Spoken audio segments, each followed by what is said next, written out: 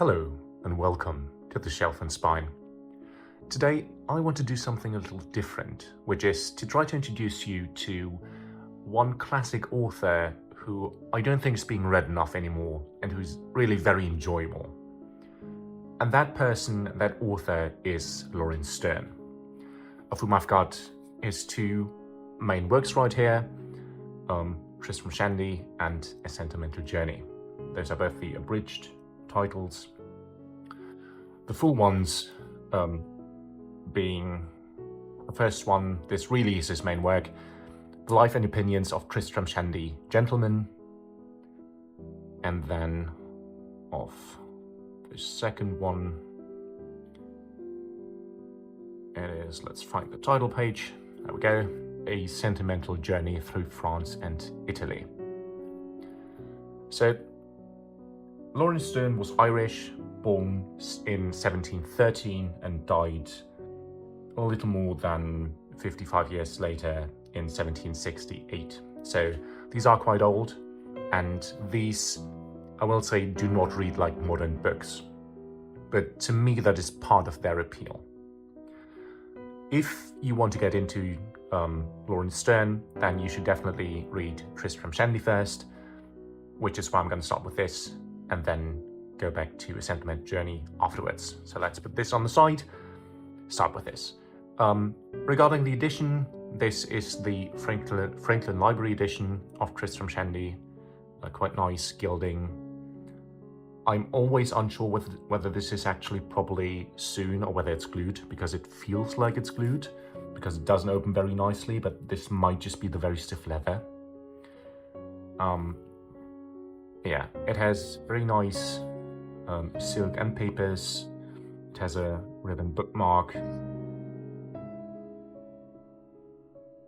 and is part of the 100 greatest books of all time that Franklin Library published around 1980 or so.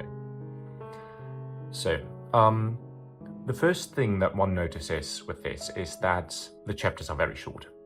Just looking at a few pages, you can see there are a few chapters that are more than about 1 or 2 pages, maybe 3 or so. So you ask yourself, what is this book about? It says Life and Opinions of Tristram, Shandy, Gentleman. It is a sort of fictional autobiography, but it is very much done in a style that is a satire of the typical autobiography of that time. It goes on a lot of tangents. So, for example, the narrator takes about, I think, more than 100 pages to get beyond his own birth, just because he keeps going on different tangents. The style in which it is written is very peculiar. It often breaks the fourth wall. It talks to the reader, and you have to take a bit of time to get into it. So, just to give you an example, I'll try to read the first paragraph or so of this. It is in different books, so this was released essentially episodically as 9 books, as you can see here. And it starts like this. Book 1, Chapter 1. I wish either my father or my mother, or indeed both of them, as they were in duty both equally bound to it, had minded what they were about when they begot me, had they duly considered how much depended on what they were then doing, that not only the production of a rational being was concerned in it, but that possibly the happy formation and the temperature of his body, perhaps his genius and the very cast of his mind, and for aught they knew to the contrary, even the fortunes of his whole house might take their turn from the humours and dispositions which were then uppermost. Had they duly wait and considered all this, and proceeded accordingly, I am verily persuaded I should have made a quite different figure in the world from that in which the reader is likely to see me. Believe me, good folks, this is not so inconsiderable a thing as many of you may think it. You have all, I dare say, heard of the animal spirits, as how they are transfused from father to son, etc., etc., and a great deal to that purpose. Well, you may take my word that 9 parts in 10 of a man's sense, or his nonsense, his successes and miscarriages in this world, depend upon their motions and activity. and the different tracts and trains he put them into, so that when they are once set going, whether right or wrong, 'tis not a halfpenny matter. Away they go cluttering like hay go mad, and by treading the same steps over and over again, they presently make a road of it as plain and as smooth as a garden walk, which, when they are once used to, the devil himself sometimes shall not be able to drive them off it. So you can already see it takes some getting used to when reading it. But by about, let's say, 50 pages or so in, and sometimes even earlier, you do get used to it, and it's very funny. It is essentially, as I said, satire in the Swiftian style, but also at the same time it feels like an autobiography. And just to give you a sense of how hilarious it is at times, we're getting to chapter 8 on page 9, in which the fictional author writes about hobby horses of lords, and then does a dedication, which was quite usual at those times, that an author would write a dedication to a certain lord and dedicate the book to them.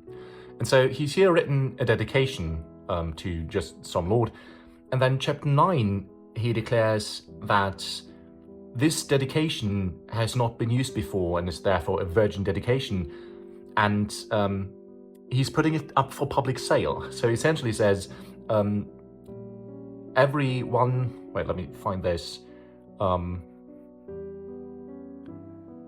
who's in need of a tight, genteel dedication, and whom the above will suit, it is as much as a service for 50 guineas, which I'm positive is 20 guineas less than it ought to be afforded for by any man of genius.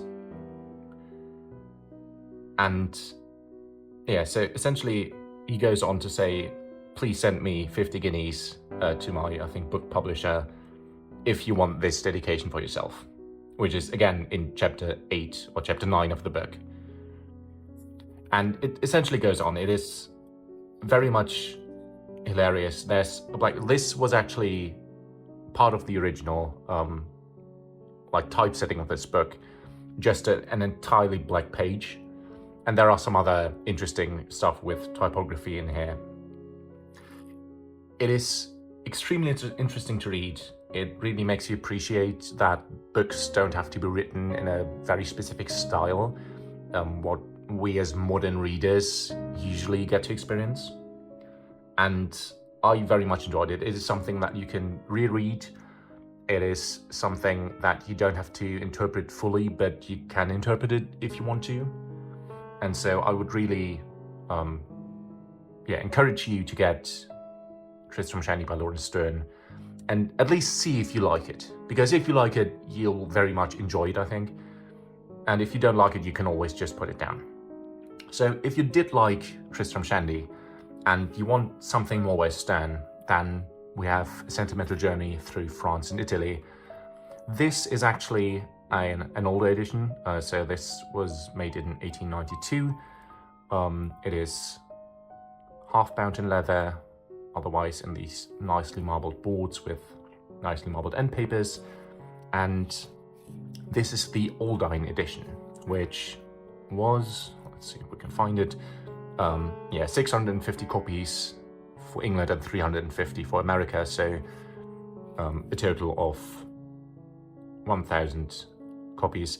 This is not the original binding, this was rebound afterwards, at least as far as I'm aware, because I've seen other Aldine editions in just different bindings, but this edition was published in 1892, so the person who bought this probably had it rebound nicely. It does have some illustrations.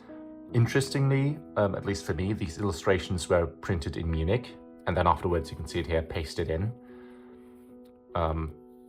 So just thinking about this, someone had to engrave it in London and then send those engravings to Munich where they had to be printed, and those printings had to get back to London to be bound. About the book itself, it's quite short. As you can see, it has like 190, 200 pages. This paper is very thick, it's linen paper. And this is essentially a parody of Tobias Smollett's A Journey Through France and Italy, in which he was very much non-sentimental in that he was very grumpy and he complained about everything. And Sterne took this and is essentially, it's quite a bit short of course, but he's essentially very happy and very sentimental in a sense about everything. And he takes everything he gets in the best way possible, really, and doesn't let himself get down.